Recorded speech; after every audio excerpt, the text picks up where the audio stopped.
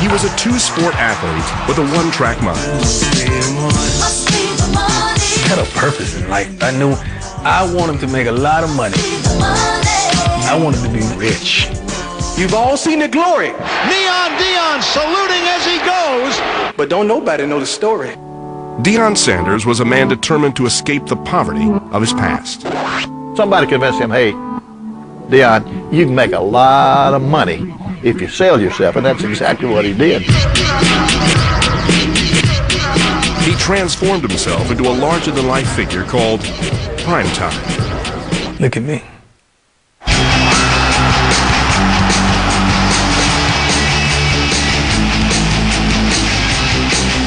As Primetime, Deion got everything he wanted, both on and off the field. My thing was having sex with many women. You know, I didn't discriminate.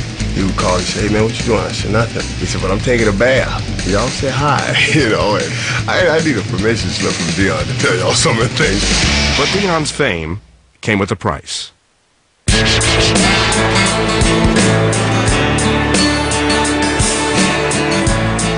Fame works two ways. I'll pay you and you pay me. Yes, you are a real man, Deion, I'll say that. We don't just tolerate, we celebrate people for acting like egotistical, obnoxious horses' asses. Primetime was slowly killing Deion Sanders. Wild ways cost him his wife, his children, and his will to live. I got in that car and drove off that cliff and got to the bottom of that fall off and was still alive. And I'm like, Lord, you saved me. And that was something. Now, he's found a higher power. This is a man who has everything, contemplating, is tomorrow worth it? I'm a blessed woman to say that I have a very God-fearing man, and he's walking in the way in which God called him to, and I support that wholeheartedly. This is Deion Sanders, Beyond the Glory. Hallelujah! Absolutely outstanding. Unbelievable. I concluded that he bet on baseball. Do you have anything to say to your fans?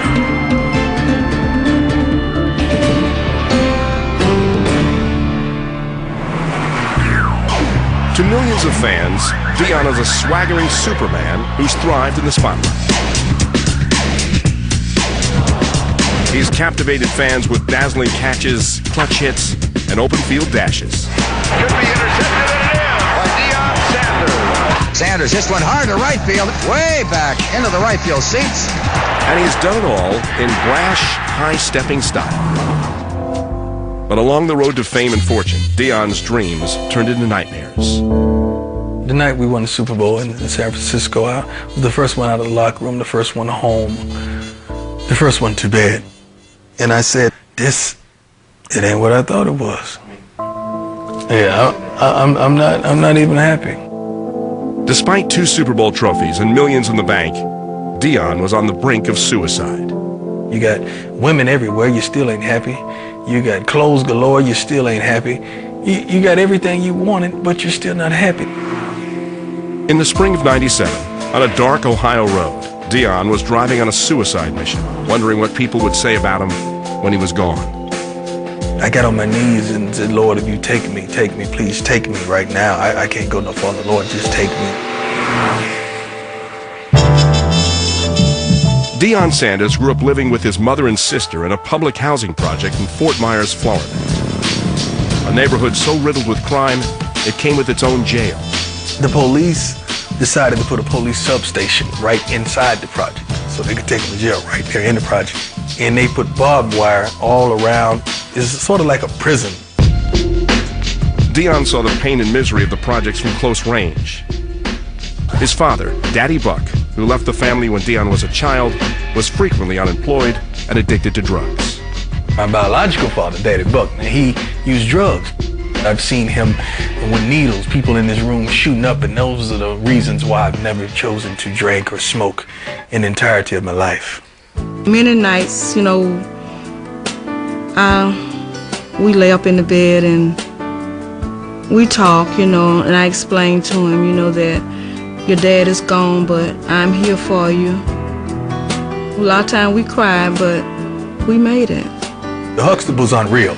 You know, in African-American families, really, I don't know anyone whose father is a doctor, the mother's a lawyer. We didn't grow up like that. With his father gone, Deion's mother, Connie, took work cooking and cleaning at a local hospital to hold the family together. I had to work 2 jobs in order to make it, you know, because I was a single parent. My mother, she served as everything. She was all that in a bag of chips. When you work hard like that, it's very hard on the kids too, because you see your children, but not like you want to see them. He grew up fast because he had to learn to stay by himself. Left on his own after school, Deion soon found trouble. When he was 7, he had his first run-in with the police. You know, a child is gonna throw rocks, and I could throw a rock like a skeet shooter. It was an old house in the graveyard, abandoned house. I was throwing rocks and I was winning, breaking all the windows, and someone called the police. They was telling me that they had Deion at the police station. I said, mine? My Deion? I said, yes, Deion Sanders. Deion's mom wanted to teach her young son a lesson he wouldn't forget. She told the police to keep him. By the time I got there, all the other parents had picked their sons up. Deion was the only one left. And he, looking with his big eyes, he said, Ma, I thought you had forgotten me. My mama Belt should be in the Hall of Fame from that day. Determined to keep her young son off the streets, Connie enrolled 9-year-old Deion in Pop Warner football. When he came on my football team, he only weighed about 85 pounds. He had skinny little legs, but he could run like a deer. For Deion, football wasn't just a game. It was a chance to escape the projects. Pop Warner coach David Cable was determined to help. I think a lot of his drive came from where he grew up, knowing that where he lived, and if he continued, because most of his friends were in jail from selling drugs. Our peer pressure really was having weight around your neck, flossing, you know, having car with the boom and having the nice threads. That was our peer pressure. I explained to Deion back there that these kids will be out selling it, or you could be out selling it, make extra money. You don't want to get involved in it all, because if you do, you're going to end up in jail. With Deion playing Pop Warner football, his father, Daddy Buck, took a selfish interest in his son's games.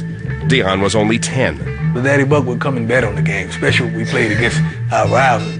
They come in there, baby, betting on Pop Warner football. Baby boy, I need 3 out you today. I got about 100 laying on the line. And I used to sit up there like, you know, man, but I would deliver. By the time Deion entered North Fort Myers High School, he was starring in 3 sports: football, basketball, and baseball. He played a sport every season so that he didn't have to go home and be around what was happening in his neighborhood. As a high school quarterback, a young Deion proved himself as a runner, a passer, and a scrambler.